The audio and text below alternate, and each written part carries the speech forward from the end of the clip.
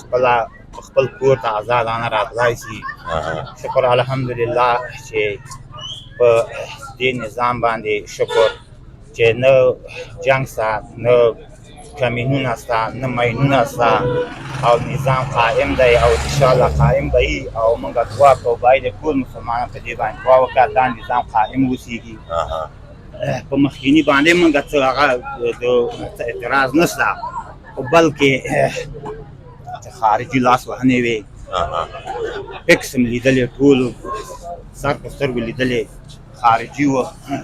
په دې حیث نه و راغلي چې دوی دا د اسلام ترقي وکړه. نو اوس په افغانستان ته نه پاتې ده، اوس په افغانستان هېڅوک هم نه په رسمیت پېژني دنیا.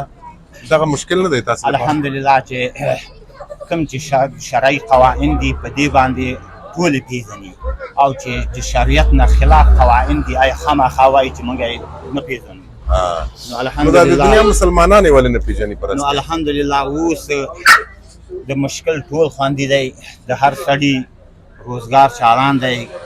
که په رسمیت یې وپېژني هم په دې باندې کفري ناړې وپېژني، په دې باندې اسلام نه ترقي کېږي.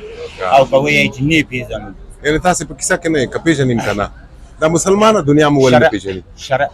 شرعي فکس شرعي قوانینو ته دا نظام ولاړ دی شرعي، او د شرعي نه خلاف خبرو او هغو ته فکس نه کوم امنیت ورکوي، او نه به د شرعي نه خلاف قوانینو ته غاړه کېږي. مننه. نو داسې معلومېږي چې دغه حاجي صاحب خوشحاله ده د اوسني نظام نه. رنګ تکلیفونه موږ تاسې ولیدل، تنظیمونه به رانیولې چې اوس امن دی، فکس امن دی، امن قائم دی، شرعي قوانین جاري دي.